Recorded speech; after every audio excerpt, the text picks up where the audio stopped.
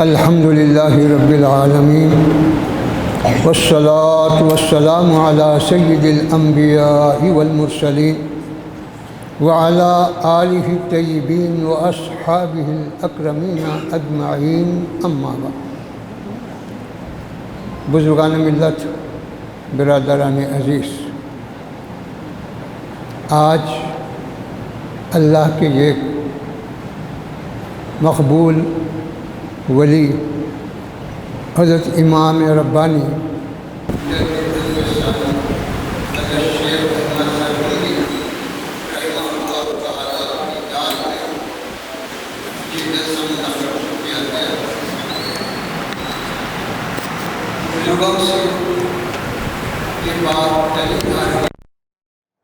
بلکہ حضور پاک علیہ الصلاۃ والسلام کے عہد مبارک سے صحابہ کے طور طریق میں یہ بھی بات بتلائی گئی کہ وہ اپنے بزرگوں کا ذکر کیا کرتے۔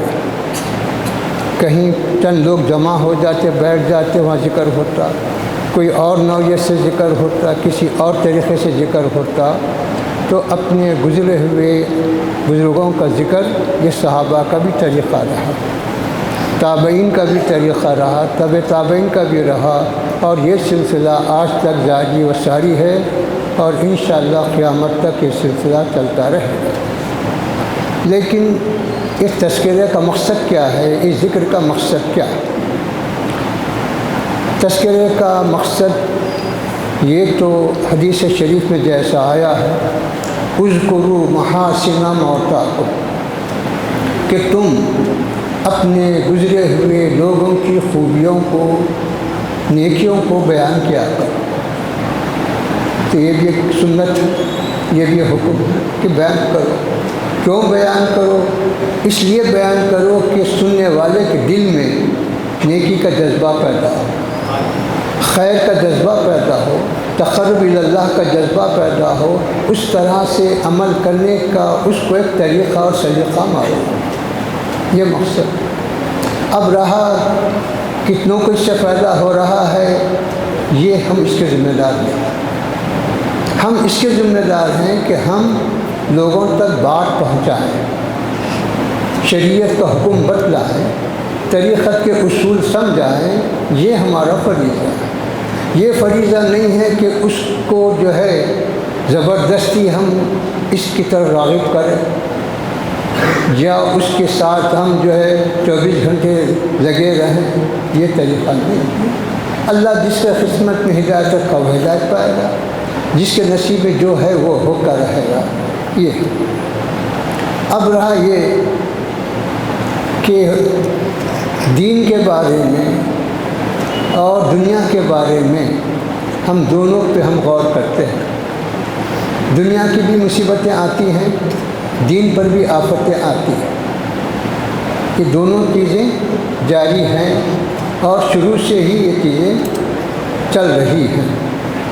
لیکن بزرگان دین کا جو طریقہ رہا وہ دنیاوی مصیبتوں کی طرف توجہ نہیں کی، بلکہ اس کو برداشت کرتے رہے، اس کو جو ہے اپنے لیے ایک ذریعہ مغفرت بھی سمجھتے رہے، اور دین کی خدمت کا ایک ذریعہ بھی سمجھتے ہیں مصیبت۔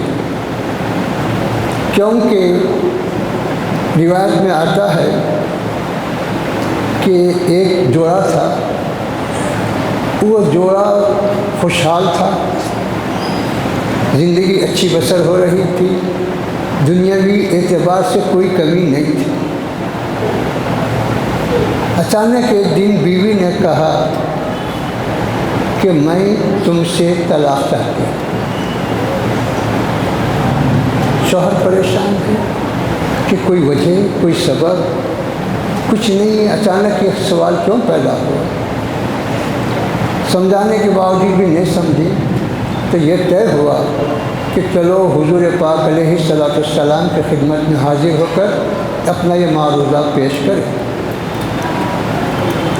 دونوں مل کے جانے لگے، راستے میں شوہر کو ٹھوکر لگی، اس ٹھوکر سے کچھ زخم آیا۔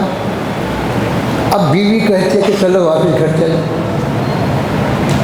شوہر کہتا ہے کہ اتنے دنوں کی بحث، اتنے دنوں کی گفتگو کے بعد اب یہ طے ہوا کہ دربار اقدس میں جا کے معروضہ پیش کریں تو اب پھر تم واپس چل رہے ہیں۔ تو بیوی نے کہا سنو بات کیا ہے، میں یہ دیکھ رہی تھی کہ تم پہ کوئی مصیبت نہیں آ رہی، تم کو کوئی تکلیف کا رنج نہیں آ رہا ہے، اس سے میں یہ سمجھی کہ شاید اللہ تم سے ناراض ہے،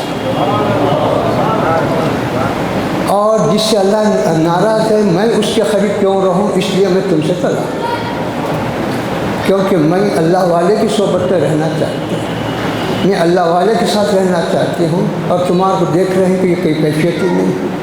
اب تم کو ٹھوکر لگی، تکلیف ہوئی، تب سمجھی کہ ہاں تم کو اللہ چاہتا ہے، تو اللہ جس کو چاہتا ہے اس کو تکلیف بھی دیتا ہے، آزماتا ہے۔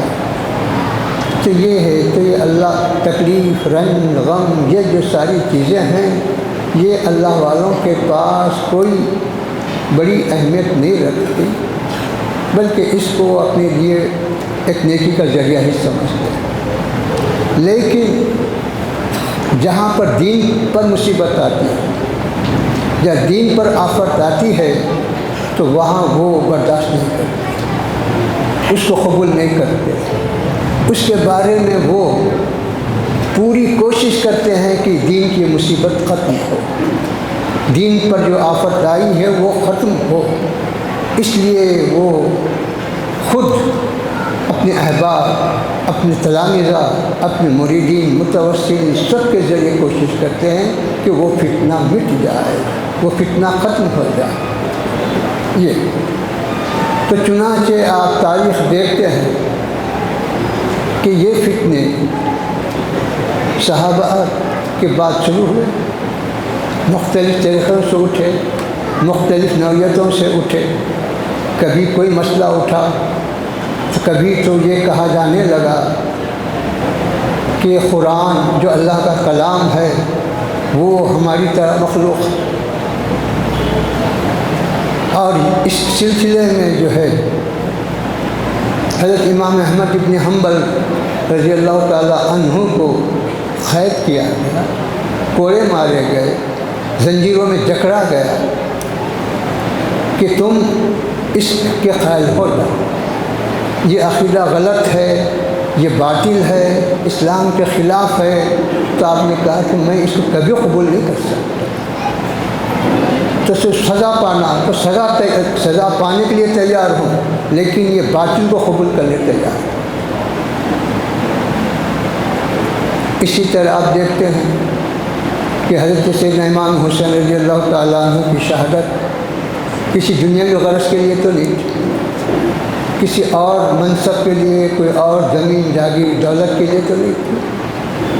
آپ کی شہادت بھی اسی لیے تھی کہ اس وقت دین میں جو رکھنا پڑ رہا ہے، جو فتنہ آ گیا ہے، اگر اس کو ایسا ہی خاموشی سے قبول کر لیا جائے تو قیامت تک یہ فتنہ کئی فتنوں کو پیدا کرے۔ اس لیے اگر ہم کو اس فتنے کو مٹانے کے لیے شہادت دینی پڑتی ہے، شہادت قبول کرنی پڑتی ہے، تو ہم کو تیار ہیں۔ اسی طرح آپ حضور غوث پاک رضی اللہ تعالی عنہ کو دیکھتے ہیں کہ آپ کے زمانے میں جو ہے ایسے ہی فتنے اٹھے کہ دین میں بگاڑ، فساد اور کئی چیزوں کا جو ہے عقائد میں بگاڑ، عقائد میں فساد، یہ سب شروع ہوا۔ لیکن آپ کبھی بھی کسی بھی دین کے بگاڑ اور فساد کو قبول کرنے تیار نہیں۔ ہر طرح کی جو ہے آپ نے صف بندی کی، مقابلہ آرائی کی، تقریر کے ذریعے، تحریر کے ذریعے، وعظ کے ذریعے، کسی بھی ذریعے سے ہو اس کا مقابلہ کیا، اور اس باطل کو کبھی آپ نے قبول نہیں کیا۔ یہ تو اسی طرح میرے بزرگوں، یہ اولیاء کا یہ سلسلہ، بزرگوں کا یہ سلسلہ دین کی حفاظت کے لیے شروع سے ہی چلا آ رہا ہے، اور ہمارے ملک ہندوستان میں اکبر جو بادشاہ تھا، آپ نے سماعت فرمایا کہ وہ ایک نیا دین قائم کیا، دین الہی، اس کا نام رکھا، اور اللہ اکبر سے مراد خود کی ذات مراد لیا، اور اس میں جو ہے دین اسلام کو جو ہے مٹانے اور نئے دین کو رائج کرنے کا جو ہے منصوبہ تھا، سازش تھی۔ لیکن اس کو بزرگوں نے سمجھ لیا اور اس کے بارے میں وہ کمر بستہ ہو گئے کہ ہم حکومت کی اس طاقت سے بھی ٹکرانے کے لیے تیار ہیں، بادشاہ کے ہر قسم کے ظلم و ستم کو سہنے تیار ہیں، لیکن یہ اکبر کی یہ فتنہ پردازی، اکبر کے دین میں بگاڑ کی یہ نوعیت کبھی قبول نہیں کر سکیں گے۔ بہت کوشش کیا اس نے، لیکن ان بزرگوں کی کوشش نے اس کے تمام سازشوں کو ناکام کر دی۔ آج اکبر کا نام لینے والا کوئی نہیں ہے، اس کا ذکر کرنے والا کوئی نہیں ہے، اگر کوئی کرتا ہے تو مذمت کے ساتھ ہی کرتا ہے کہ خیر کے ساتھ تو نہیں کرتا۔ لیکن اس کے مقابلہ کرنے والے جو اللہ والے تھے، دین پر قائم رہنے والے تھے، دین پہ چلنے والے تھے، آج ان کا تذکرہ ساری دنیا میں ہو رہا ہے، ان کی خدمات کو یاد کیا جا رہا ہے، ان کی قربانیوں کو یاد کیا جا رہا ہے، اور ان کے فضائل، کرامات اور ان کے خوبیوں اور دین پر ان کی استقامت کو بیان کیا جا رہا ہے۔ تو یہ کیوں بیان کیا جا رہا ہے؟ یہ ہمارے لیے بھی ایک نمونہ ہے، ہمارے لیے بھی اس میں ہدایت ہے، ایک دین کی بقا، دین کے استحکام کا ایک طریقہ و سلیقہ ہم کو اس میں ملتا ہے۔ بزرگوں کی زندگی دیکھنے سے آپ کو پتہ چلتا ہے کہ انہوں نے دولت کی خاطر کوئی محنت نہیں کی، انہوں نے حکومت کی خاطر کوئی محنت نہیں کی، انہوں نے دنیا کی خاطر کوئی محنت نہیں، ان کی ساری محنت اللہ کا تقرب، اللہ کی رضا اور خدمت خلق کے لیے رہے۔ ان کا یہی مقصد تھا کہ مخلوق کو خالق سے جوڑیں اور دنیا میں اخلاق کو عام کریں اور دین اسلام کی حفاظت کریں، یہی ان بزرگوں کا مقصد تھا۔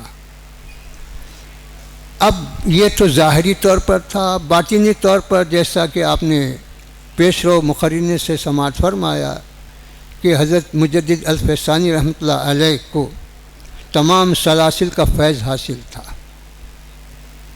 کوئی سلسلہ نہیں چھوٹا تھا، اور خاندانی طور پر بھی وہ طریقہ آپ کے پاس رائج تھا، جیسا کہ آپ سنتے ہیں کہ سلسلے نقشبندیہ حضرت ابوبکر صدیق رضی اللہ تعالیٰ عنہ سے جاری ہوا، اور ماباقی 3 سلاسل سلسلہ قادریہ، چشتیہ، سہروردیہ حضرت سیدنا علی رضی اللہ تعالیٰ عنہ سے جاری ہیں۔ یہ حقیقت ہے، لیکن یہ بھی ایک حقیقت ہے کہ حضور پاک علیہ الصلاۃ والسلام نے حضرت ابوبکر صدیق کو بھی خلافت دی، حضرت عمر کو بھی خلافت دی، حضرت عثمان کو بھی خلافت دی، اور حضرت سیدنا علی کو بھی خلافت دی۔ چاروں خلافہ یہ حضور پاک علیہ الصلاۃ والسلام کے ظاہری بھی خلیفہ ہیں، باطنی بھی خلیفہ ہیں۔ یہ مت سمجھو کہ بس دوسروں کا کوئی اس میں تعلق نہیں ہے، کوئی اس میں وہ عمل نقل نہیں ہے، ایسا نہیں ہے۔ لیکن حضرت عمر اور حضرت عثمان غنی رضی اللہ تعالیٰ عنہ کے سلسلے آخر میں جا کر دوسرے سلسلوں میں ضم ہو گئے۔ اب وہ تاریخ والے اب مختلف اس کے نام بتلائے، کبھی یہ سلسلہ کبھی وہ سلسلہ، لیکن سلسلے سے برحق ہے۔ تو اس طرح حضرت مجدد الفیضانی رحمۃ اللہ علیہ کے خاندان میں بھی یہ روحانیت کا سلسلہ حضرت عمر سے ہی جاری و ساری تھا، اور ظاہری طور پر ان بزرگوں نے اس زمانے کے جو بزرگ تھے، اللہ والے تھے، ان سے اپنا تعلق جوڑا، ان سے فیض پایا۔ اور ایک بات یاد رکھیں کہ بزرگان دین ایک دوسرے کے بھائی کی طرح،